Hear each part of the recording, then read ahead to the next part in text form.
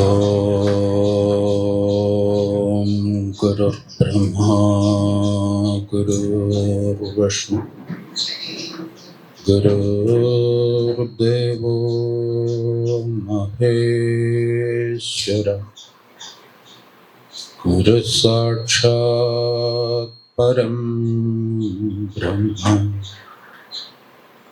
തസ്മൈ ശ്രീ ഗുരവേ നമഃ. വേദിയിൽ ഉപവിഷ്ടരായിരിക്കുന്ന ഗുരുധർമ്മ പ്രചരണ സഭയുടെ സെക്രട്ടറി ശ്രീമദ് അസംഗാനന്ദ സ്വാമികൾ, ശ്രീമദ് ദേശികാനന്ദ സ്വാമികൾ, സ്വാമിനി ശ്രീനാരായണ ചിത്പ്രകാശിനി സ്വാമിനി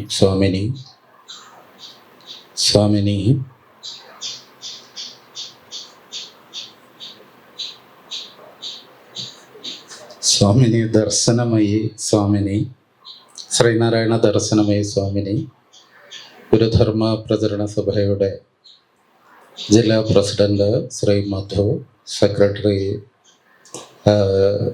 ശ്രീ ലക്ഷ്മണൻ, മറ്റ് സഭയുടെ വിവിധ തലങ്ങളിൽ പ്രവർത്തിക്കുന്ന നേതാക്കന്മാരെ, പ്രിയപ്പെട്ട സഹോദരി സഹോദരന്മാരെ, എല്ലാവർക്കും വിനീതമായ നമസ്കാരം.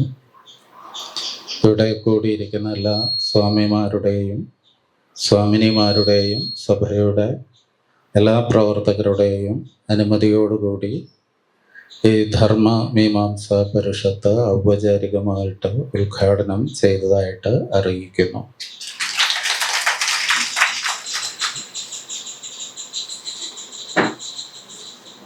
ശ്രീനാരായണ ധർമ്മ വിചാരമാണ് നമ്മൾ ഈ ധർമ്മ മീമാംസാ പരിഷത്തിലൂടെ ലക്ഷ്യം വയ്ക്കുന്നത്. ധർമ്മത്തിന് ആധാരമായിട്ടുള്ളത് ദർശനമാണ്. ശ്രീനാരായണ ഗുരുദേവന് ഗുരുവിൻ്റെതായ ഒരു ദർശനമുണ്ടായിരുന്നു. ദർശനം എന്ന വാക്കിനർത്ഥം കാഴ്ചപ്പാടെന്നാണ്. ദർശിക്കുക എന്ന് പറഞ്ഞാൽ കാണുക. ഇപ്പോൾ ദർശിക്കുക, കാണുക എന്നാണെങ്കിൽ ദർശനം കാഴ്ച എന്നോ കാഴ്ചപ്പാടെന്നോ എന്തെങ്കിലും അർത്ഥത്തിൽ നമുക്കതിനെ എടുക്കാം. ഇപ്പോൾ നമുക്കെല്ലാം നമ്മുടേതായ രീതിയിലുള്ള കാഴ്ചപ്പാടുകളുണ്ടെങ്കിലും സത്യം ദർശിച്ച മഹാത്മാക്കളുടെ കാഴ്ചയും നമ്മുടെ കാഴ്ചകളും തമ്മിൽ വലിയൊരു വ്യത്യാസമുണ്ടാകും. ശ്രീനാരായണ ഗുരുദേവൻ ഗുരുവിൻ്റെ യൗവന ദിശയിൽ തന്നെ ലൗകിക ബന്ധങ്ങളെല്ലാം വിച്ഛേദിച്ച് വീട് വിട്ടിറങ്ങിത്തിരിക്കുകയും തീവ്രമായ തപസ്സിലൂടെ പ്രപഞ്ച സത്യത്തെ അനുഭവമാക്കി തീർക്കുകയും ആ അനുഭവത്തിൽ നിന്നുകൊണ്ടാണ് ഗുരു പിന്നീട് കർമ്മരംഗത്തേക്ക് ഇറങ്ങി വന്നത്. അതുകൊണ്ട് തന്നെ ഗുരുവിൽ നിന്ന് വന്നിട്ടുള്ള ഓരോ വചനങ്ങളും സത്യവചനങ്ങളാണ്. ഗുരുവിൻ്റെ ഓരോ കൃതിയിലും ഉള്ളടക്കം ചെയ്തു വച്ചിരിക്കുന്നത് ശ്രീനാരായണ ഗുരുദേവൻ്റെ സത്യദർശനവുമാണ്. ആ ദർശനത്തിന് ഗുരു ഒരു പ്രായോഗിക രൂപം കൂടി നൽകിയിട്ടുണ്ട്. അതിനെയാണ് നമ്മൾ ശ്രീനാരായണ ധർമ്മം എന്ന് പറയുന്നത്. ധർമ്മം എന്ന വാക്കിന് പല അർത്ഥങ്ങളുമുണ്ട്. ഈ വിശ്വത്തെയാകെ ധരിച്ചു നിൽക്കുന്നതിനെ ധർമ്മം എന്ന് പറയും. എന്നാൽ നമ്മൾ സാധാരണ നിലയിൽ ധർമ്മം എന്ന് പറയുമ്പോൾ, ഇപ്പോൾ ശ്രീനാരായണ ധർമ്മം എന്ന് പറയുമ്പോൾ അതുകൊണ്ട് സാമാന്യമായിട്ട് വ്യവഹരിക്കുന്നത് അത് നമ്മുടെ ഒരു കർത്തവ്യം, കടമ എന്ന അർത്ഥത്തിലൊക്കെയാണ്. ഗുരുദേവ വിശ്വാസിയായിട്ടുള്ള ഗുരുവിനെ പരമഗുരുവും പരമദൈവവുമായി കാണുകയും ഗുരുദേവൻ നമുക്ക് കാണിച്ചു തന്ന മാർഗത്തിലൂടെ സഞ്ചരിക്കുകയും ചെയ്യുന്നവർ ജീവിതത്തിൽ അനുവർത്തിക്കേണ്ട കാര്യങ്ങളാണ്, അവരുടെ കടമകളാണ്, കർത്തവ്യങ്ങളാണ് സാമാന്യമായി പറഞ്ഞാൽ നമുക്ക് ശ്രീനാരായണ ധർമ്മം എന്ന് പറയുന്നത്. അത് ഗുരുവിൻ്റെ സത്യദർശനത്തിൽ അധിഷ്ഠിതവുമാണ്. അപ്പോൾ ഗുരുവിൻ്റെ ഈ സത്യദർശനം നമുക്കായി ആവിഷ്കരിച്ച് നൽകിയത് ഗുരുവിൻ്റെ കൃതികളിലൂടെയാണ് എന്നും നമുക്കറിയാം. ശ്രീനാരായണ ഗുരുദേവൻ്റെ കൃതികളാകട്ടെ അത് ദാർശനിക കൃതികളെന്നും പ്രബോധനാത്മകമായ കൃതികളെന്നും സ്തുതിഗീതങ്ങളെന്നും ഒക്കെ വേർതിരിച്ച് നമ്മളിങ്ങനെ പറയാറുണ്ടെങ്കിലും ആത്യന്തികമായി നോക്കുമ്പോൾ ശ്രീനാരായണ ഗുരുദേവൻ ഗുരുവിൻ്റെ എല്ലാ കൃതികളിലും ഉള്ളടക്കം ചെയ്തു വെച്ചിരിക്കുന്നത് ശ്രീനാരായണ ഗുരുദേവൻ്റെ ഒരേ ഒരു ദർശനം തന്നെയാണ്. ഗുരുവിനുണ്ടായ സത്യദർശനം തന്നെയാണ് ഗുരുവിൻ്റെ സ്തുതിഗീതങ്ങളിൽ പോലും. സ്തുതിഗീതങ്ങളാകുമ്പോൾ അതിൽ പ്രതിരൂപാത്മകമായ ചില കൽപ്പനകളിലൂടെ അത് ആവിഷ്കരിക്കുന്നു എന്ന വ്യത്യാസം മാത്രമേ ഉള്ളൂ. സത്യത്തിൽ ഗുരുവിൻ്റെ എല്ലാ കൃതികളിലും നമുക്ക് കാണുന്നത് ഗുരുവിനുണ്ടായ സത്യദർശനം. അത് ഈ പ്രപഞ്ചത്തെ ആകെ തന്നെ ഒന്നായി അനുഭവമാക്കി തീർത്തു എന്നുള്ളതാണ് ഗുരുവിനുണ്ടായ അനുഭവം. ആത്മോപദേശ ശതകത്തിലൊക്കെ ഗുരു അത്തരമൊരു അനുഭവത്തിൻ്റെ നിലയെ നമുക്ക് വെളിപ്പെടുത്തി തന്നിട്ടുണ്ട്.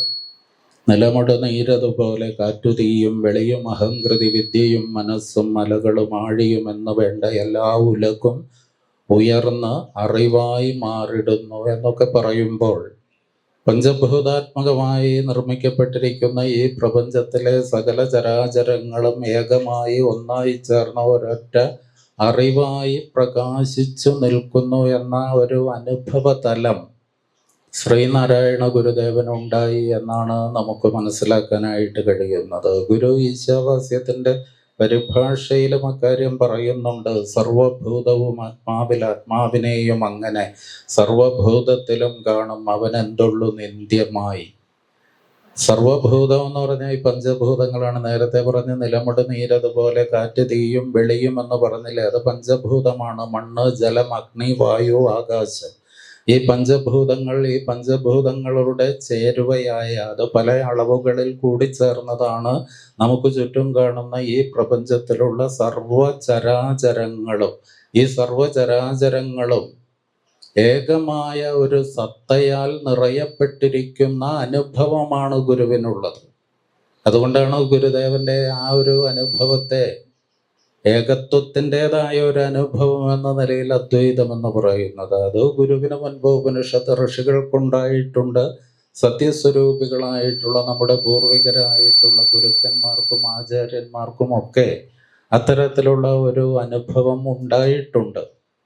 അതുകൊണ്ടാണ് ഗുരു ഉപനിഷദുക്തി രഹസ്യം ഓർത്തിടേണം എന്ന് ഒരു ഘട്ടത്തിൽ പറയുന്നത്.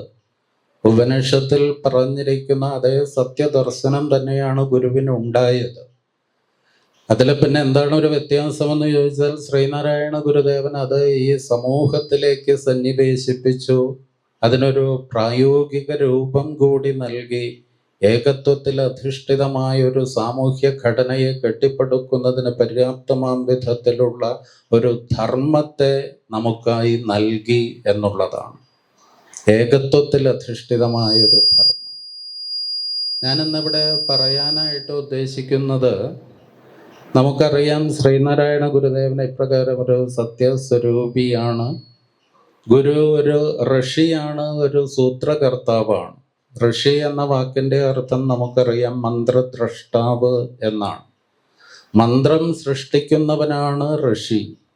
ഇപ്പം മന്ത്രം നമ്മുടെ ഉപനിഷത്തുക്കളിലെല്ലാം കാണുന്ന സൂക്തങ്ങളെയെല്ലാം അല്ലെങ്കിൽ വേദഗ്രന്ഥങ്ങളിൽ കാണുന്ന സൂക്തങ്ങളൊക്കെ മന്ത്ര സ്വരൂപമായിട്ടാണ് നമ്മൾ കണക്കാക്കി പോരുന്നത്.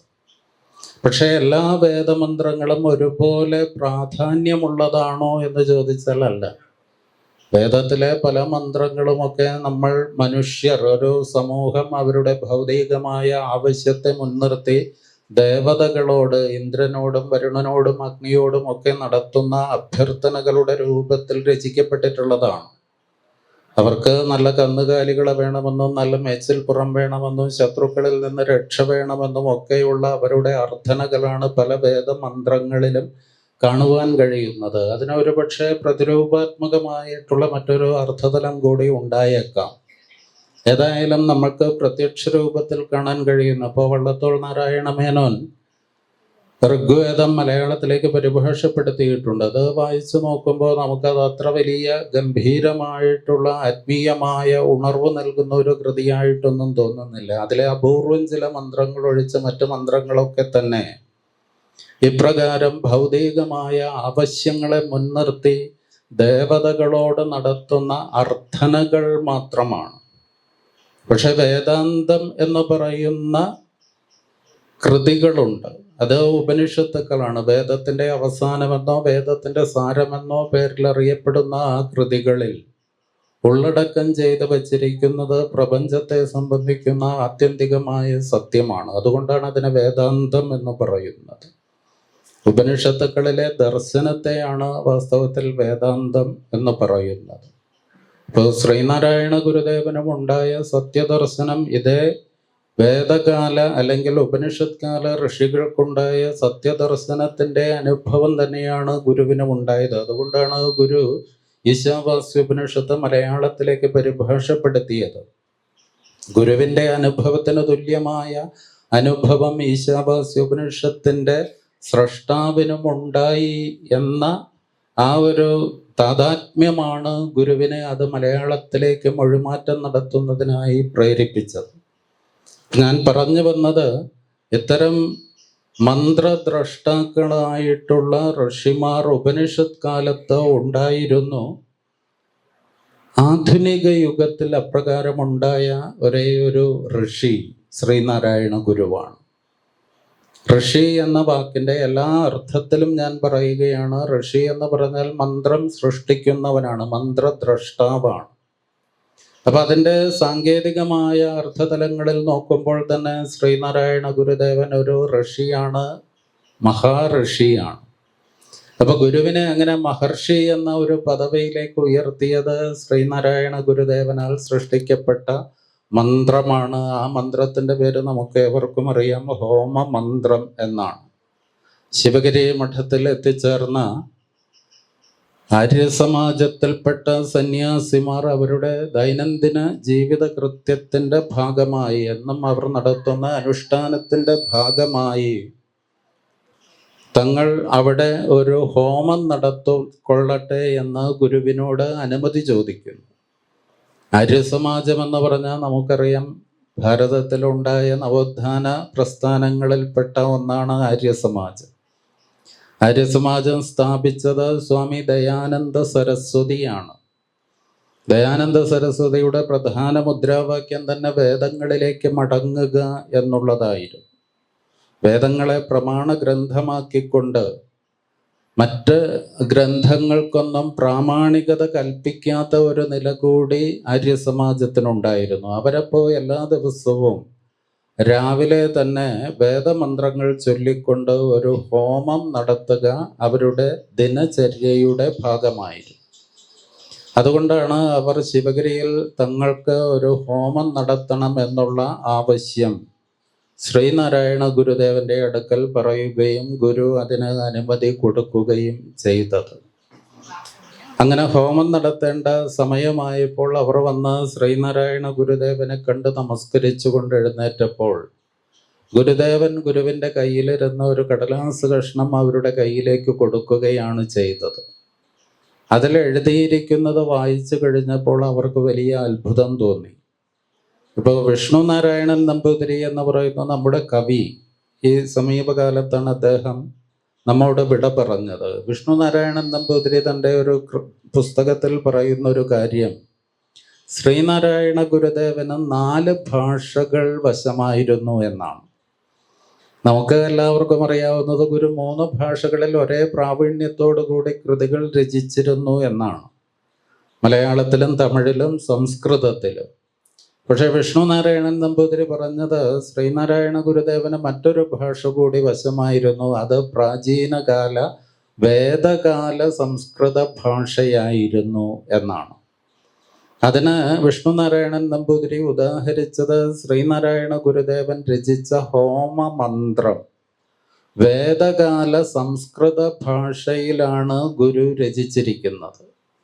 അതുകൊണ്ട് വേദകാല സംസ്കൃത ഭാഷ കൂടി കാലങ്ങൾക്കനുസൃതമായി ഭാഷയിൽ നവീകരണമുണ്ടാകും.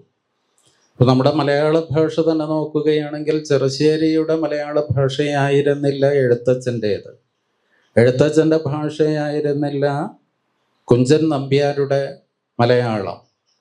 അപ്പോൾ എഴുത്തച്ഛനാണ് മലയാള ഭാഷയ്ക്ക് ഇന്നത്തെ ഒരു രൂപം നൽകിയത്. അതിനു മുൻപ് ജീവിച്ചിരുന്ന ചെറുശ്ശേരിയുടെ മലയാളം എന്ന് പറയുന്നത് തമിഴും മലയാളവും കൂടിക്കലർന്ന ഒരു എന്താ മണിപ്രവാള ഭാഷ എന്നാണ് അതിനെ പറയുന്നത്. ഒരുപാട് തമിഴ് പദങ്ങൾ അതിൽ കടന്നു വരുന്നുണ്ട്. അതിനെ ഒന്നുകൂടി സംസ്കരിച്ചെടുത്താണ് ഇന്നത്തെ നമ്മുടെ വ്യാവഹാരിക ഭാഷയായ മലയാള ഭാഷയെ എഴുത്തച്ഛൻ രൂപീകരിച്ചതും തൻ്റെ കൃതികളിലൂടെ അത് ആവിഷ്കരിച്ചതും. അതുകൊണ്ടാണ് എഴുത്തച്ഛനെ മലയാള ഭാഷയുടെ പിതാവ് എന്ന് വിളിക്കുന്നത്. അതിൽ നിന്ന് കുറെ കൂടി നവീകരിച്ച രൂപമാണ് കുഞ്ചൻ നമ്പ്യാർക്കുള്ളത്. പിന്നീട് ഇങ്ങോട്ട് വരുമ്പോൾ നമ്മൾ ഇന്ന് ഉപയോഗിക്കുന്ന ഭാഷയും അന്ന് അവരുപയോഗിച്ച ഭാഷയും തമ്മിൽ വ്യത്യാസമുണ്ട്. അപ്പോൾ സംസ്കൃതത്തിലും ഇപ്രകാരം വലിയ പരിവർത്തനങ്ങൾ ഉണ്ടായിട്ടുണ്ട്. വേദകാല സംസ്കൃതം എന്ന് പറയുന്നത് ഏതാണ്ട് 10,000-5,000 കൊല്ലങ്ങൾക്ക് മുൻപാണ്. വേദങ്ങളിൽ സംസ്കൃതമല്ല ഭഗവത്ഗീതയിൽ നമുക്ക് കാണാൻ കഴിയുന്നത്. അത് വീണ്ടും സംസ്കരിക്കപ്പെട്ട രൂപത്തിലാണ് ഗീതയിൽ കാണുവാൻ കഴിയുന്നത്. അപ്പം അതുകൊണ്ടാണ് ഞാൻ പറഞ്ഞതല്ല, വിഷ്ണുനാരായണൻ നമ്പൂതിരി സാറ് പറയുന്നത് ഗുരു വേദകാല സംസ്കൃത ഭാഷയിൽ സൃഷ്ടിച്ച മന്ത്രമാണ് ഹോമമന്ത്രമാണ്. അപ്പൊ ഈ കടലാസ് കഷ്ണം ആര്യ സമാജത്തിലെ സന്യാസിക്ക് കൊടുത്തപ്പോൾ അവരത് വായിച്ചു നോക്കി വളരെ അത്ഭുതത്തോടു കൂടി അവർ തിരികെ ചോദിച്ചത്, ഇത് വേദങ്ങളിലെ നഷ്ടപ്പെട്ടു പോയ ഏതെങ്കിലും മന്ത്രമാണോ, ആരാണ് ഇത് സൃഷ്ടിച്ചത് എന്നാണ്. മന്ത്രത്തെ സാധാരണ എഴുതുക എന്നല്ല പറയുക, മന്ത്രദ്രഷ്ടാവ് എന്നാണ് പറയുക. എന്തുകൊണ്ടാണ് അങ്ങനെ പറയുന്നതെന്ന് ചോദിച്ചാൽ, മന്ത്രത്തിലൂടെ ആവിഷ്കരിച്ച സത്യത്തെ അനുഭവമാക്കി തീർത്തവരാണ്, അത് കണ്ടവരാണ് അത് സൃഷ്ടിക്കുന്നത്. ആ സത്യത്തെ അവർ അവരുടെ അനുഭവമാക്കി തീർക്കുന്നു. ഇപ്പോൾ ശ്രീനാരായണ ഗുരുദേവൻ സ്വാനുഭവത്തെ പല രൂപങ്ങളിൽ നമുക്ക് ആവിഷ്കരിച്ച് നൽകിയിട്ടുണ്ട്. 1 കോടി ദിവാകരൊത്തുയരുംപടി പാരുട് നീരനലാദികളും കെടുമാറ് കിളർന്നു വരുന്നൊരു നിൻ വടിവ് എന്നൊക്കെ പറയുമ്പോൾ അത് ശ്രീനാരായണ ഗുരുദേവന്റെ സ്വാനുഭവമാണ്. അപ്പൊ ആ അനുഭവത്തിന്റെ അല്ലെങ്കിൽ നേരിട്ട് സത്യത്തെ നമ്മൾ ഉള്ളം കയ്യിലിരിക്കുന്ന നെല്ലിക്ക് കാണുന്നത് പോലെ സത്യത്തെ നേരിട്ട് ദർശിച്ചവർ ആ സത്യത്തിന്റെ അനുഭവത്തെ വാക്കുകളിലൂടെ ആവിഷ്കരിക്കുമ്പോഴാണ് അത് മന്ത്രസ്വരൂപമായി മാറുന്നത്. അപ്രകാരം ഗുരുവിനുണ്ടായ സത്യദർശനത്തിന്റെ അനുഭവത്തിന്റെ ആവിഷ്കാരം കൂടിയാണ് ഗുരു സൃഷ്ടിച്ച ഹോമ മന്ത്രം. അപ്പൊ ആ മന്ത്രത്തിന്റെ സൃഷ്ടിയിലൂടെയാണ് ശ്രീനാരായണ ഗുരുദേവൻ സാങ്കേതികമായ അർത്ഥത്തിൽ തന്നെ മഹർഷി എന്ന പദവിയിലേക്ക് ഉയർന്നതെന്നർത്ഥം. അപ്പൊ ഈ മന്ത്രം ഇത് അത്ഭുതത്തോടു കൂടി അവർ കാണുകയും ഇതാരാണ് സൃഷ്ടിച്ചത് എന്ന് ചോദിക്കുകയും ചെയ്തപ്പോൾ ഗുരുദേവൻ പറഞ്ഞു, അത് നാം തന്നെ ഉണ്ടാക്കിയതാണ് എന്ന് പറയുകയും അവർ ആ മന്ത്രം ഉപയോഗിച്ചുകൊണ്ട് അന്നവിടെ ഹോമം നടത്തുകയും ചെയ്തു. തുടർന്ന് ഇങ്ങോട്ട് ശിവഗിരി മഠത്തിലും ആലുവ അദ്വൈതാശ്രമം ഉൾപ്പെടെയുള്ള പല ബ്രാഞ്ചുകളിലും എല്ലാ ദിവസവും ശ്രീനാരായണ ഗുരുദേവനാൽ സൃഷ്ടിക്കപ്പെട്ട ഈ ഹോമ മന്ത്രം ചൊല്ലിക്കൊണ്ടാണ് ശാന്തി ഹവനം നടത്തിക്കൊണ്ടിരിക്കുന്നത്. അപ്പൊ എന്താണ് ഈ മന്ത്രത്തിന്റെ ഒരു വലിയ സവിശേഷത എന്ന് ചോദിച്ചാൽ, ആ മന്ത്രം എല്ലാ മന്ത്രങ്ങൾക്കും ഒരു മന്ത്രദ്രഷ്ടാവുണ്ടാകും, മന്ത്രം സൃഷ്ടിച്ച ഋഷി ഉണ്ടാകും. ആ മന്ത്രം ഒരു ഛന്ദസ്സിലായിരിക്കും രചിച്ചിരിക്കുക. ആ മന്ത്രത്തിൽ പ്രകീർത്തിക്കപ്പെടുന്ന ഒരു ദേവതയുണ്ടാകും. അപ്പം മന്ത്രദ്രഷ്ടാവുണ്ടാകും, ഛന്ദസ്സുണ്ടാകും, ദേവതയുണ്ടാകും. ശ്രീനാരായണ ഗുരുദേവൻ സൃഷ്ടിച്ച ഈ ഹോമമന്ത്രത്തിലെ ദേവത എന്ന് പറയുന്നത് അത് വാസ്തവത്തിൽ ദേവത എന്ന നിലയിൽ നമുക്കതിനെ കാണാൻ കഴിയില്ല. ഗുരു അവിടെ പ്രത്യക്ഷമായ ബ്രഹ്മം എന്നാണ് അഗ്നിയെ വിശേഷിപ്പിക്കുന്നത്. എങ്കിലും സാങ്കേതിക അർത്ഥത്തിൽ അതിലെ ദേവത ആര് എന്ന് ചോദിച്ചാൽ ദേവത അഗ്നിയാണ്. മന്ത്രദ്രഷ്ടാവായ ഋഷി ശ്രീനാരായണ ഗുരുവാണ്. അത് ഏത് ഛന്ദസ്സിലാണ് സൃഷ്ടിച്ചത് എന്ന് ചോദിച്ചാൽ ഛന്ദോബദ്ധമായിട്ടല്ല ഗുരു ഹോമമന്ത്രം സൃഷ്ടിച്ചത്. ഈ ഛന്ദസ് എന്ന് പറഞ്ഞാൽ ഇന്നത്തെ നിലയിൽ നമ്മൾ പറയുമ്പോൾ ഈ വൃത്തം, ചില വൃത്തത്തെ പദ്യങ്ങൾ രചിക്കുമ്പോൾ അതിൻ്റെ അക്ഷരങ്ങളുടെ ക്രമത്തെ മുൻനിർത്തി സൃഷ്ടിക്കുന്ന അതിൻ്റെ ഒരു രീതിയാണ് ഓരോ വൃത്തങ്ങളിൽ രചിക്കുക എന്നുള്ളത്. അതിൻ്റെ പ്രാചീന രൂപത്തെയാണ് ഛന്ദസ് എന്ന് പറയുന്നത്. ഗായത്രി എന്നൊക്കെ പറയുന്നത് വാസ്തവത്തിൽ ഒരു ഛന്ദസ്സാണ്. അനുഷ്ടുപ്പ് എന്ന് പറയുന്നത് ഒരു ഛന്ദസ്സാണ്. അപ്പൊ ആ അർത്ഥത്തിൽ ഇത് ഒരു ഛന്ദോബദ്ധമായിട്ടല്ല ശ്രീനാരായണ ഗുരുദേവൻ ഹോമമന്ത്രം സൃഷ്ടിച്ചത്. ഹോമമന്ത്രം നമ്മളെല്ലാവരും നിരന്തരം കേട്ടുകൊണ്ടിരിക്കുന്നതാണ്. അല്ലയോ അഗ്നയെ, നിനക്ക് യാതൊരു തേജസ്സാണോ ഉള്ളത്, അത് ബ്രഹ്മത്തെ സംബന്ധിക്കുന്നതാകുന്നു. അതിനാൽ നീ പ്രത്യക്ഷമായ ബ്രഹ്മം തന്നെയാകുന്നു. നിനക്ക് 7 നാവുകളാണുള്ളത്. അതിൽ വിഷയങ്ങളാകുന്ന സമിത്തുക്കളെ ഞാൻ ഹോമിക്കുന്നു. എന്നിലെ ഞാനെന്ന ഭാവമായ അഹത്തെയും ഞാനെന്ന ഭാവമാകുന്ന നെയ്യനെയും ഞാനിതാ ഈ ഹോമാഗ്നിയിൽ സമർപ്പിക്കുന്നു. നീ ഞങ്ങളിൽ പ്രസാദിച്ചാലും ഞങ്ങൾക്ക് ഭൗതികമായ സമൃദ്ധിയും ആത്മീയമായ അഭ്യുന്നതിയും നൽകിയാലും.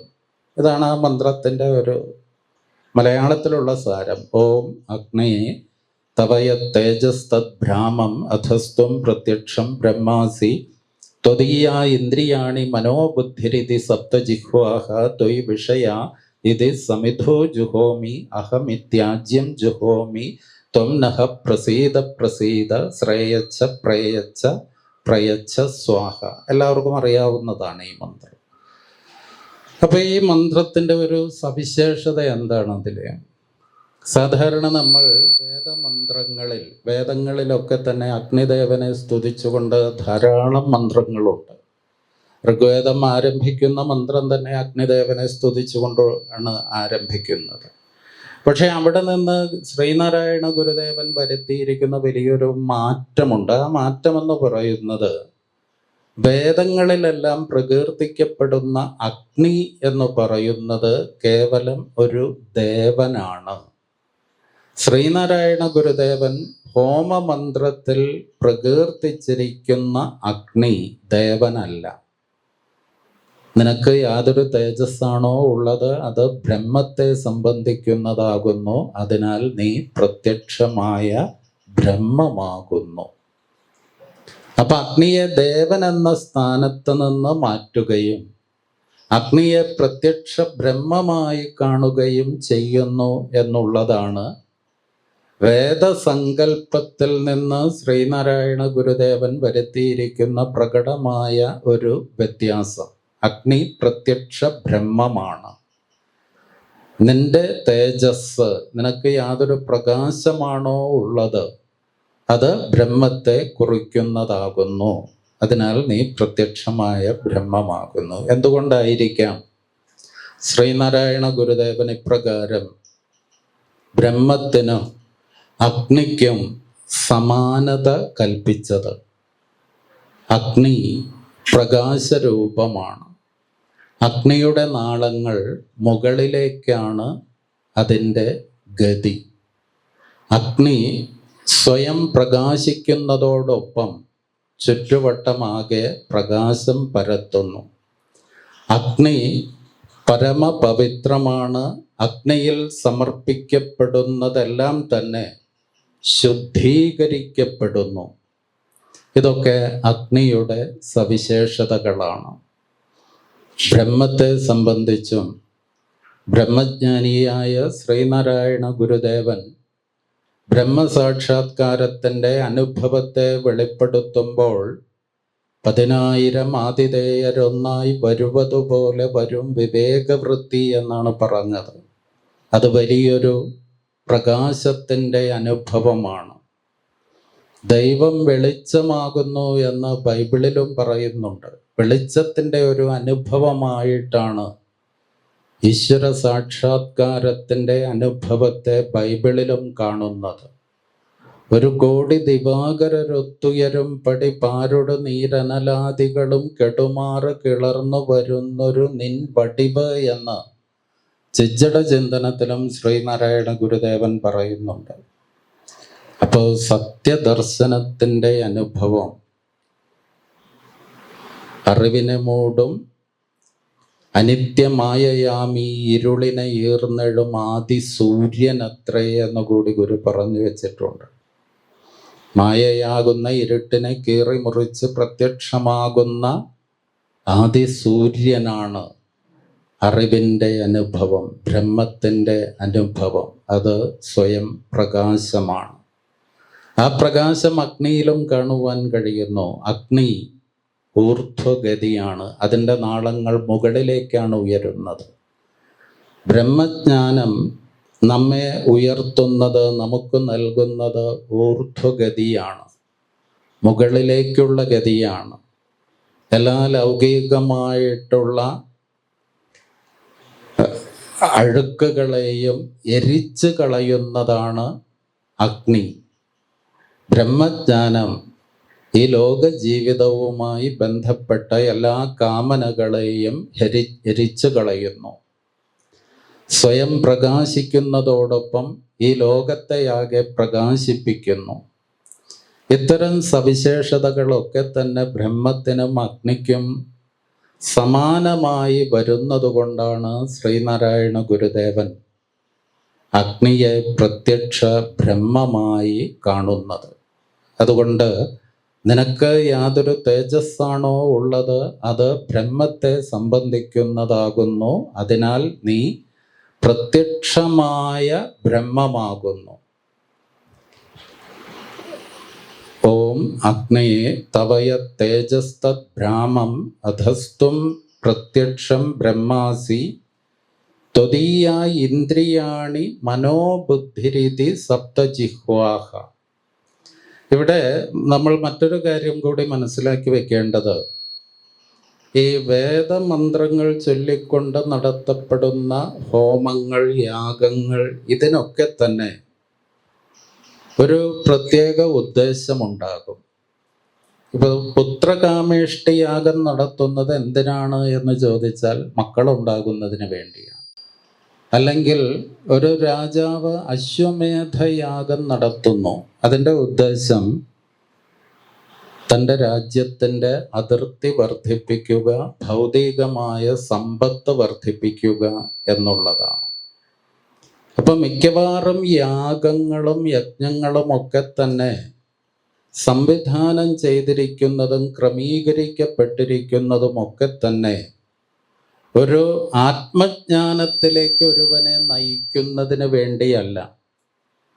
അവൻ്റെ ഒരു സമൂഹത്തിൻ്റെ അല്ലെങ്കിൽ ഒരു വ്യക്തിയുടെ, ഇപ്പോൾ വിശ്വജിത്ത് എന്ന യാഗം നടത്തുന്നത് തൻ്റെ പേരും പ്രശസ്തിയും ലോകമെങ്ങും വ്യാപിക്കുന്നതിന് വേണ്ടിയാണ്. ഇപ്പം മിക്കവാറും യജ്ഞങ്ങളൊക്കെ തന്നെ സംവിധാനം ചെയ്തിരിക്കുന്നത് ഒരു സമൂഹത്തിൻ്റെയോ ഒരു വ്യക്തിയുടെയോ ഭൗതികമായ സമൃദ്ധിയെ മുൻനിർത്തിക്കൊണ്ടാണ്. എന്നാൽ ശ്രീനാരായണ ഗുരുദേവൻ ഹോമമന്ത്രം സൃഷ്ടിച്ച് ആ ഹോമമന്ത്രത്തിലൂടെ ഗുരു ലക്ഷ്യം വയ്ക്കുന്നത് എപ്രകാരം ഒരുവന് അവനിലെ സകല ലോകകാമനകളും അവനിൽ എരിച്ചു കളഞ്ഞ് പരമമായ ജ്ഞാനത്തിലേക്ക് എത്തിച്ചേരുവാൻ കഴിയും എന്നുള്ളതിൻ്റെ ആവിഷ്കാരമാണ് ഹോമമന്ത്രം. അപ്പം നമ്മെ അറിവിലേക്ക് നയിക്കുന്നതാണ്, പ്രപഞ്ച സത്യത്തിലേക്ക് നയിക്കുന്ന രൂപത്തിലാണ് ഗുരു ഹോമമന്ത്രം സൃഷ്ടിച്ചിരിക്കുന്നതെന്നർത്ഥം. അപ്പോൾ നമ്മെ സംബന്ധിച്ച് ഈ ലോക ജീവിതവുമായി നമ്മെ ബന്ധിച്ച് നിർത്തിയിരിക്കുന്നത് എന്തെല്ലാമാണ്? ഈ ലോക ജീവിതവുമായി ബന്ധിപ്പിച്ച് നിർത്തിയിരിക്കുന്ന എല്ലാ കെട്ടുപാടുകളെയും അതിവർത്തിക്കേണ്ടതുണ്ട്. അതിനെ ആകെ എരിച്ചു കളയേണ്ടതുണ്ട്. അതിനെ ആകെ ഹോമാഗ്നിയിൽ ദഹിപ്പിക്കേണ്ടതുണ്ട്. നമുക്ക് ഈ കാണപ്പെടുന്ന പ്രപഞ്ചത്തിന് ആധാരമായി നിൽക്കുന്ന പരമമായ സത്യത്തോട് ചേരുന്നതിന് തടസ്സമായി നിൽക്കുന്നത് എന്തെല്ലാമുണ്ടോ അതിനെയെല്ലാം തന്നെ ചുട്ടരിച്ചെങ്കിൽ മാത്രമേ ആ സത്യത്തോട് ചേരുവാനായിട്ട് നമുക്ക് കഴിയൂ. അതിനുള്ള ഉപാധിയാണ് ശ്രീനാരായണ ഗുരുദേവൻ ഈ ഹോമമന്ത്രത്തിലൂടെ നമുക്ക് നൽകിയിരിക്കുന്നത്. അതുകൊണ്ട് ഹോമമന്ത്രം കേവലം ഒരു ഭൗതികമായ ആവശ്യങ്ങൾ അതിൽ ഉന്നയിക്കപ്പെടുന്നുണ്ടെങ്കിലും അതിനു വേണ്ടി മാത്രമുള്ളതല്ല. ഒരുവനെ ആത്മജ്ഞാനത്തിലേക്ക് നയിക്കുന്നതിനുള്ള ഉപാധികൾ കൂടി ഏതാനും വാക്കുകളിലൂടെ മാത്രം ശ്രീനാരായണ ഗുരുദേവൻ നമുക്ക് ആവിഷ്കരിച്ച് നൽകിയിരിക്കുന്നു. ഒരത്ഭുതമാണത്. അത് ഭൗതിക സമൃദ്ധിയെ നിരാകരിക്കാതെ തന്നെ ഒരു മനുഷ്യനിലെ, ഒരു ജീവനിലെ സകല അജ്ഞതകളെയും എരിച്ചു കളഞ്ഞുകൊണ്ട് അവനെ ആത്മബോധത്തിലേക്ക് ഉണർത്തുന്ന ഒന്നായി മാറുന്നു. മറ്റൊരു വിധത്തിൽ പറഞ്ഞാൽ അത് അറിവിലേക്ക് നയിക്കുന്ന ഒരു മന്ത്രമാണ് എന്നർത്ഥം. അറിവ് എന്ന് പറഞ്ഞാൽ പരമമായ അറിവ്, ഈ പ്രപഞ്ചത്തിന് കാരണമായി നിൽക്കുന്ന പരമമായ സത്യത്തെക്കുറിച്ചുള്ള അറിവ്. ആ സത്യത്തിലേക്ക് എത്തിച്ചേരുന്നതിന് തടസ്സമായിട്ട് നിൽക്കുന്നത് എന്തെല്ലാമാണ്? ആ സത്യത്തിലേക്ക് എത്തിച്ചേരുന്നതിന് തടസ്സമായി നിൽക്കുന്നതാണ് നമ്മുടെ ഇന്ദ്രിയങ്ങളും ഇന്ദ്രിയ വിഷയങ്ങളും. ഇന്ദ്രിയങ്ങളും ഇന്ദ്രിയ വിഷയങ്ങളുമെല്ലാം സത്യത്തോട് ചേരുന്നതിന് തടസ്സമായി നിൽക്കുന്നത് കൊണ്ടാണ് ആത്മോപദേശ ശതകത്തിൻ്റെ 1-ാമത്തെ പദ്യത്തിൽ അറിവിലുമേറി അറിഞ്ഞിടുന്നവൻ തന്നുരുവിലുമൊത്തു പുറത്തും ഉജ്ജ്വലിക്കും കരുവിന് കണ്ണുകൾ 5 തെരുതര വീണ് വണങ്ങി ഓതിടയണമെന്ന് ഗുരു പറഞ്ഞത്. ആ കരുവിനെ അറിയണമെങ്കിൽ ഇന്ദ്രിയങ്ങൾ കൊണ്ട് നമുക്കൊരിക്കലും സാധ്യമല്ല. അതുകൊണ്ട് കണ്ണുകൾ 5 പറഞ്ഞു. 5 ഇന്ദ്രിയങ്ങളെയും അതിൻ്റെ വിഷയങ്ങളിൽ നിന്ന് പിൻവലിക്കണം. 5 ഇന്ദ്രിയങ്ങൾ ഏതൊക്കെയാണ്? കണ്ണ്, മൂക്ക്, ചെവി, നാക്ക്, ത്വക്ക് എന്നിങ്ങനെയുള്ള ഈ 5 ഇന്ദ്രിയങ്ങൾ. അതിൻ്റെ വിഷയങ്ങൾ എന്തെല്ലാമാണ്? കണ്ണിൻ്റെ വിഷയങ്ങൾ കാഴ്ചകളാണ്, രൂപങ്ങളാണ്. നാവിൻ്റെ വിഷയങ്ങൾ രസങ്ങളാണ്. മൂക്കിൻ്റെ വിഷയങ്ങൾ എന്ന് പറഞ്ഞാൽ ഗന്ധങ്ങളാണ്. ത്വക്കിൻ്റെ വിഷയങ്ങൾ എന്ന് പറഞ്ഞാൽ സ്പർശങ്ങളാണ്.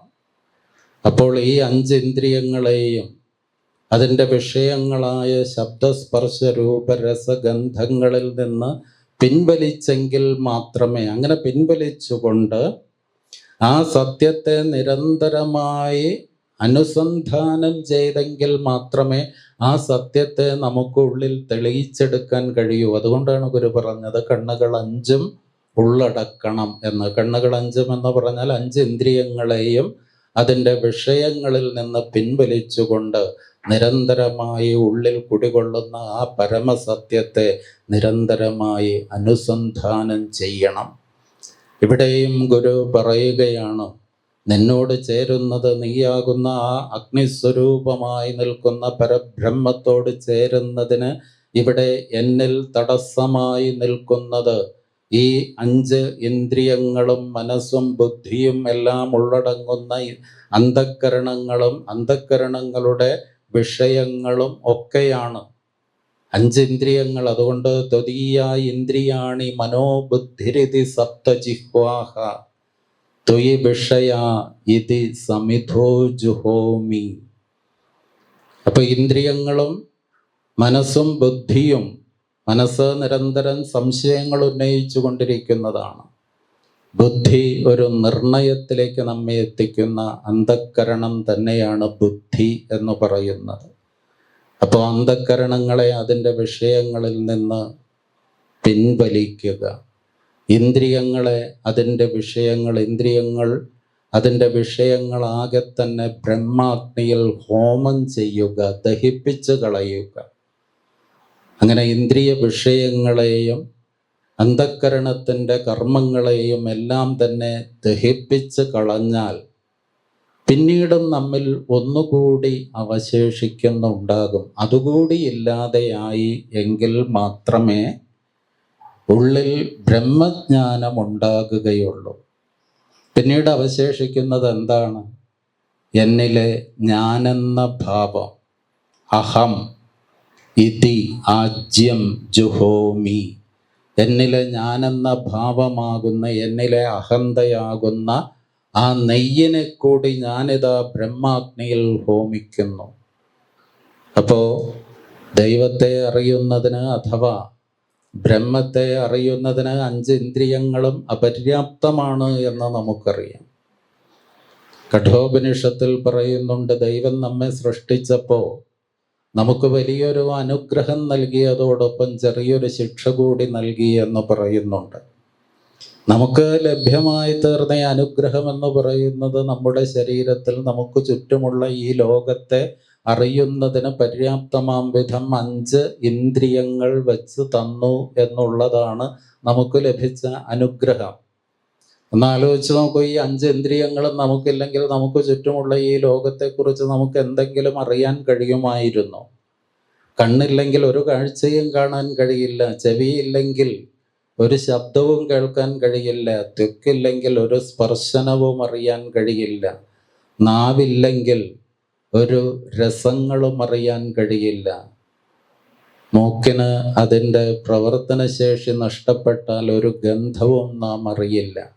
5 ഇന്ദ്രിയങ്ങളും പ്രവർത്തിച്ചില്ലെങ്കിൽ ഈ ലോകത്തെ സംബന്ധിച്ച് നമുക്കൊന്നും അറിയാൻ കഴിയില്ല. അത് നമുക്ക് 5 ഇന്ദ്രിയങ്ങൾ തന്ന് ദൈവം വലിയൊരു അനുഗ്രഹം തന്നു. ഒപ്പം തന്നെ മറ്റൊരു ശിക്ഷ കൂടി നമുക്ക് നൽകി. ആ ശിക്ഷ എന്ന് പറയുന്നത് എന്താണ്? നമ്മിൽ കുടികൊള്ളുന്ന ഒരു സത്യമുണ്ടല്ലോ, നമ്മുടെ നിലനിൽപ്പിന് ആധാരമായി നിൽക്കുന്ന ആ പൊരുളുണ്ടല്ലോ, ആ പൊരുൾ തന്നെയാണ് ഈ പ്രപഞ്ചമാകെ വ്യാപിച്ചു നിൽക്കുന്നതും. ശ്രീനാരായണ ഗുരുദേവൻ ആ പൊരുളിനെ അറിഞ്ഞ് ആ പൊരുളായി വർത്തിക്കുന്ന സ്വരൂപമാണ്. ഗുരു ആ സത്യത്തെ അറിഞ്ഞ അനുഭവമാണ് നേരത്തെ പറഞ്ഞത്. 10,000 ആതിഥേയരൊന്നായി വരുവതുപോലെ വരും വിവേകവൃത്തി എന്നൊക്കെ പറഞ്ഞത്. അപ്പോൾ ആ സത്യമുണ്ട്. ആ സത്യത്തെ അറിയുന്നതിന് പര്യാപ്തമായ ഒരു ഇന്ദ്രിയം നമുക്ക് നൽകാതെ ദൈവം നമ്മെ ശിക്ഷിച്ചിരിക്കുന്നു എന്ന് പറയുന്നത് അതുകൊണ്ടാണ്. നമ്മുടെ നിലനിൽപ്പിന് ആധാരമായി നമ്മിൽ കുടികൊള്ളുന്ന സത്യത്തെ അറിയുന്നതിന് പര്യാപ്തമായ ഒരു ഇന്ദ്രിയം നൽകാതെ ദൈവം നമ്മെ ശിക്ഷിച്ചിരിക്കുന്നു. അങ്ങനെയാണ് കഠോപനിഷത്തിൽ പറഞ്ഞിരിക്കുന്നത്. അതുകൊണ്ട് ഈ വിഷയങ്ങളിൽ നിന്നൊക്കെ ഇന്ദ്രിയങ്ങളെ പിൻവലിച്ചുകൊണ്ട് ഉള്ളിൽ കുടികൊള്ളുന്ന ആത്മസ്വരൂപത്തെ നിരന്തരമായി പിന്തുടർന്നെങ്കിൽ മാത്രമേ അതിനെ കണ്ടെത്തുവാൻ കഴിയുകയുള്ളൂ എന്നുകൂടി ഉപനിഷത്ത് ഋഷിയും ശ്രീനാരായണ ഗുരുദേവനും ഒക്കെ നമുക്ക് പറഞ്ഞു തന്നിട്ടുണ്ട്, അവരുടെ അനുഭവത്തിൻ്റെ വെളിച്ചത്തിൽ നിന്നുകൊണ്ട്. ഇവിടെയും ഗുരു പറയുകയാണ്, ഇതൊക്കെ ഇല്ലാതെയായാലും, ഇന്ദ്രിയ വിഷയങ്ങളെയൊക്കെ ഞാൻ എരിച്ചു കളഞ്ഞാലും, അതൊക്കെ സമിത്തുക്കളായി ഇന്ദ്രിയ വിഷയങ്ങളാകുന്ന സമിത്തുക്കളെ ബ്രഹ്മാഗ്നിയിൽ ഞാൻ ഹോമിച്ചാലും ഒടുവിൽ എന്നിൽ അവശേഷിക്കുന്ന ഒന്നുണ്ട്. അത് എന്നിലെ ഞാനെന്ന ഭാവമാകുന്ന ആജ്യം, നെയ്യാണ്. അതുകൊണ്ട് വീണ്ടും പറയുന്നു, അഹം ഇതി ആജ്യം ജുഹോമി. എന്നിലെ ഞാനെന്ന ഭാവമാകുന്ന ഈ നെയ്യിനെ കൂടി ഞാനിതാ ഹോമിക്കുന്നു.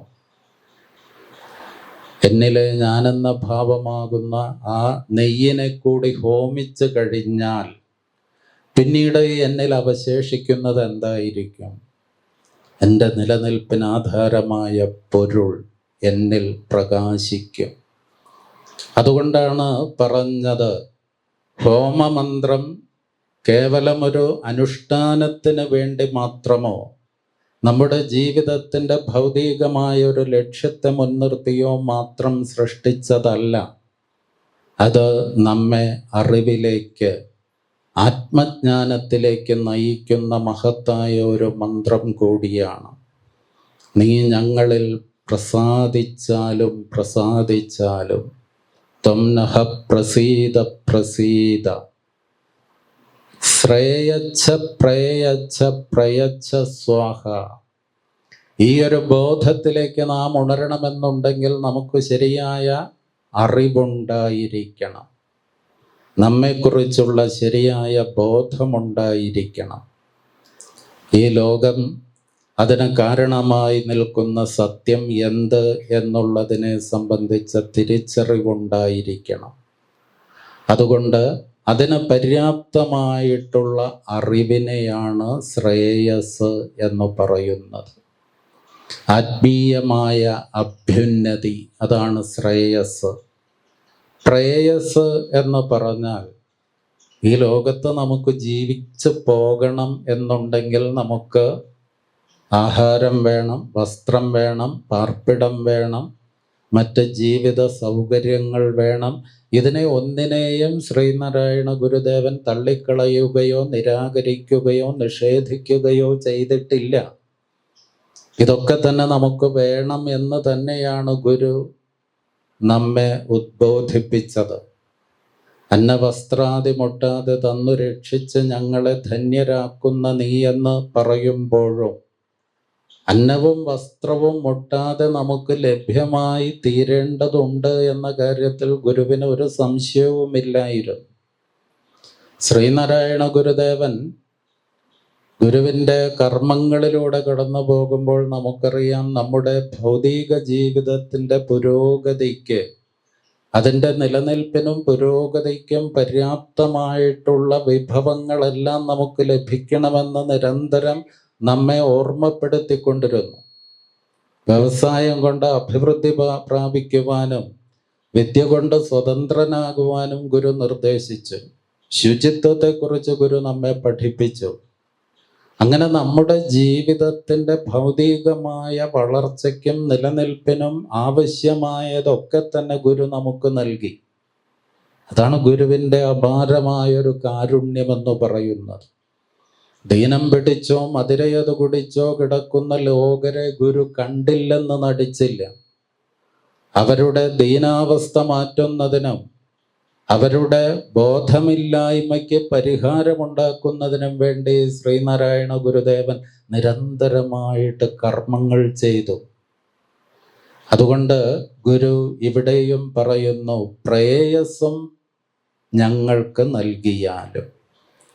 ശ്രേയസ്, അജ്ഞതയിൽ അണ്ടുകിടക്കുന്ന ഒരു ജനസമൂഹത്തിന് അറിവിൻ്റെ മഹാപ്രകാശം നൽകിയാലും, അതോടൊപ്പം തന്നെ അവരുടെ ജീവിതം സമ്പന്നവും സമൃദ്ധവുമായി തീരേണ്ട വിഭവങ്ങൾ നൽകിയാലും, ശ്രേയച്ഛ പ്രേയച്ഛ പ്രയച്ഛ സ്വാഹ.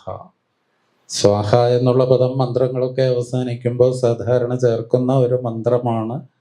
അതിനെ സംബന്ധിച്ച് വൈദിക പാരമ്പര്യത്തിൽ പറയുന്നത് സ്വാഹ ഒരു ദേവിയാണെന്നും അഗ്നിദേവന്റെ പത്നിയാണെന്നും ആ മന്ത്രത്തിന് അതിൻ്റെ പൂർണ്ണത ലഭിക്കണമെങ്കിൽ സ്വാഹ ദേവിയുടെ അനുഗ്രഹം കൂടി വേണം എന്നും ഒക്കെയുള്ള ഒരു സങ്കല്പത്തിലാണ് ആ ഒരു പ്രയോഗം നടത്തിയത് എന്നുമൊക്കെ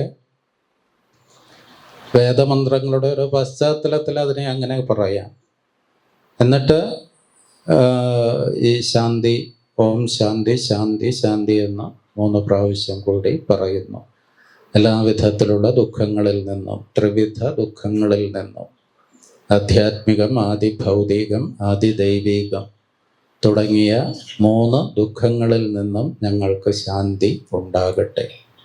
അപ്പോൾ ഈ മന്ത്രം ഇപ്രകാരം നമ്മുടെ ഭാരതീയ മന്ത്ര സാഹിത്യം നോക്കുമ്പോൾ ഇതിന് സമാനമെന്ന് പറയാൻ കഴിയുന്ന, അല്ലെങ്കിൽ ഇതിനൊപ്പം നിൽക്കുന്നത് എന്ന് പറയാൻ കഴിയുന്ന, ഒരേ സമയം നമ്മെ ആത്മബോധത്തിലേക്ക് നയിക്കുകയും നമ്മുടെ ജീവിതത്തെ സമൃദ്ധമാക്കി തീർക്കുകയും ചെയ്യുക. അപ്പോൾ ഗുരു ഗദ്യപ്രാർത്ഥന അവസാനിക്കുമ്പോഴും പറയുന്നുണ്ടല്ലോ, ഈ ലോക ജീവിതം കഷ്ടപ്പാട് കൂടാതെ കഴിഞ്ഞുകൂടുന്നതിനും ഒടുവിൽ നിന്റെ പരമപദം പ്രാപിക്കുന്നതാണ്. ഇതാണ് നമ്മുടെ 2 ആവശ്യങ്ങൾ വാസ്തവത്തിൽ. ഈ ലോക ജീവിതം കഷ്ടപ്പാട് കൂടാതെ കഴിഞ്ഞുകൂടണമെന്നുണ്ടെങ്കിൽ ഭൗതികമായിട്ടുള്ള വിഭവങ്ങൾ നമുക്ക് ലഭ്യമായേ തീരൂ. അതുണ്ടെങ്കിൽ വിശക്കുമ്പോൾ ആഹാരം കഴിക്കണം, വസ്ത്രമെടുക്കണം, മഴയത്ത് നിന്നും വെയിലിൽ നിന്നുമൊക്കെ രക്ഷപ്പെടണമെങ്കിൽ നമുക്ക് പാർപ്പിടമുണ്ടാകണം. അപ്പം അതൊക്കെ ആവശ്യം തന്നെയാണ്. അതുകൊണ്ട് ഈ ലോക ജീവിതം കഷ്ടപ്പാട് കൂടാതെ കഴിഞ്ഞുകൂടുന്നതിനും ഒടുവിൽ നിന്റെ പരമപദം പ്രാപിക്കുന്നതിനും, അതാണ് ജീവിതത്തിൻ്റെ ആത്യന്തികമായ ലക്ഷ്യമെന്ന് പറയുന്നത്. നിന്റെ പരമപദം പ്രാപിക്കുക. അവിടെ നീ എന്ന് ഉദ്ദേശിച്ചിരിക്കുന്നത് ഈ പ്രപഞ്ച സത്യമാണ്. ആ സത്യത്തോടൊന്നായി ചേരുക, അതാണ് ജീവിതത്തിൻ്റെ ആത്യന്തിക ലക്ഷ്യം. അപ്പോൾ ഇതിനെ രണ്ടിനെയും കോർത്തിണക്കിക്കൊണ്ട് ലോക ജീവിതത്തെ നിഷേധിക്കാതെ തന്നെ ഒരു മനുഷ്യനെ സംബന്ധിച്ചിടത്തോളം അവൻ്റെ ജീവിതത്തിൻ്റെ പരമലക്ഷ്യത്തെ സാക്ഷാത്കരിക്കാൻ പര്യാപ്തമാം വിധമാണ് ശ്രീനാരായണ ഗുരുദേവൻ മഹത്തായ ഈ മന്ത്രം സൃഷ്ടിച്ച് നമുക്ക് നൽകിയത്. അപ്പം ഈ മന്ത്രം നമ്മൾ ശിവഗിരിയിലും അല്ലെങ്കിൽ അദ്വൈതാശ്രമത്തിലുമൊക്കെ ഇങ്ങനെ നിരന്തരം ശാന്തിഹവനത്തിലൂടെ എന്നും ഇവിടെ നടത്തിപ്പോരുന്നുണ്ട്. അതിൻ്റെ ആലാപനവും അതിൻ്റെ പ്രയോഗവും ഒക്കെ ഇവിടെ നടന്നു വരുന്നുണ്ട്. വാസ്തവത്തിൽ എല്ലാ വീടുകളിലും ഏറ്റവും കുറഞ്ഞ ചെലവിൽ, യാതൊരു ആഡംബരവും ഇതിനു വേണ്ടി കാണിക്കുവാൻ പാടില്ല, യാതൊരു വിധത്തിലുള്ള പണച്ചെലവുമില്ലാതെ ഏറ്റവും ലളിതമായ രീതിയിൽ നമുക്ക് നമ്മുടെ വീടുകളിൽ തന്നെ പ്രതിരൂപാത്മകമായിട്ട് ഈ ഹോമം നടത്താവുന്നതാണ്. ചെറിയൊരു ചട്ടി എടുത്ത മതത്തിൽ അല്പം വിറകൊക്കെ ഇട്ട് അതിൽ അഗ്നി പ്രകാശിപ്പിച്ച് ഈ മന്ത്രം ചൊല്ലി സമർപ്പിക്കേണ്ട ഹവിസുകളെ കുറിച്ചൊക്കെ നിങ്ങൾക്കറിയാം. അപ്പം അങ്ങനെ ആ ഹോമം നമുക്ക് നടത്താവുന്നതാണ്. അത് വലിയൊരു ഐശ്വര്യപ്രദമായിട്ടുള്ള കാര്യമായിരിക്കും. ഇനി അതങ്ങനെ പ്രയോഗത്തിൽ ആവിഷ്കരിക്കാൻ കഴിഞ്ഞില്ലെങ്കിൽ നമുക്ക് നമ്മുടെ മനസ്സുകൊണ്ട് തന്നെ, നമ്മുടെ മനസ്സിൽ തന്നെ ഇപ്രകാരം നമ്മുടെ ഉള്ളിൽ തന്നെ ഒരു ഹോമാഗ്നി ജ്വലിപ്പിച്ചുകൊണ്ട് ആ ഹോമാഗ്നിയിലേക്ക്, ആ ഹോമാഗ്നിയെ പരബ്രഹ്മമായി സങ്കല്പിച്ചുകൊണ്ട്, നമ്മുടെ ഇന്ദ്രിയ വിഷയങ്ങളെ സമിത്തുക്കളായി സങ്കല്പിച്ചുകൊണ്ട് അതിലേക്ക് സമർപ്പിക്കുന്നതായി മനസ്സിൽ സങ്കല്പിച്ചുകൊണ്ട് ഈ ഹോമമന്ത്രം എന്നും ചൊല്ലാവുന്നതുമാണ്. മനമലർ കൊയ്ത് മഹേശ പൂജ ചെയ്യും മനുജന് മറ്റൊരു വേല ചെയ്തിടേണ്ട എന്ന് ഗുരുദേവൻ തന്നെ പറഞ്ഞു വെച്ചിട്ടുണ്ടല്ലോ. മനസ്സിലെ സങ്കല്പങ്ങളാകുന്ന പൂക്കളെ ഈശ്വരനായി സമർപ്പിക്കുന്നവർക്ക് മറ്റ് കർമ്മങ്ങളൊന്നും ചെയ്യേണ്ടതില്ല. അതുകൊണ്ട് നമുക്ക് നമ്മുടെ മനസ്സിലും ഇപ്രകാരം ഹോമാഗ്നിയെ ജ്വലിപ്പിച്ചുകൊണ്ട് അതിനെ പ്രത്യക്ഷ ബ്രഹ്മമായി കണ്ടുകൊണ്ട് വിഷയങ്ങളാകുന്ന സമിത്തുക്കളെ അതിൽ ഹോമിച്ചുകൊണ്ട് എന്നിലെ ഞാനെന്ന ഭാവമാകുന്ന അഗ്നി നെയ്യിനെയും അതിലേക്ക് സമർപ്പിക്കുന്നതായി സങ്കല്പിച്ചുകൊണ്ട് നമുക്കോരോരുത്തർക്കും ഇത് ചെയ്യാവുന്നതാണ്. തീർത്തും ഐശ്വര്യപ്രദമായിട്ടുള്ള ഒന്നായിരിക്കും അത് എന്ന് മാത്രം സൂചിപ്പിക്കുന്നു. ഹോമമന്ത്രത്തിൻ്റെ രചനാശതാബ്ദി കടന്നുപോയി. ആ ഒരു സന്ദർഭത്തെ കൂടി മുൻനിർത്തിക്കൊണ്ടാണ് ലഘുവായൊരു വിവരണം നൽകിയത്. എല്ലാവർക്കും ശ്രീനാരായണ ഗുരുദേവ തൃപ്പാദങ്ങളുടെ കാരുണ്യവും അനുഗ്രഹവും എപ്പോഴും ഉണ്ടാകട്ടെ എന്ന പ്രാർത്ഥനയോടെ ഞാൻ എൻ്റെ വാക്കുകൾ ഗുരുപാദങ്ങളിൽ സമർപ്പിക്കുന്നു. നന്ദി.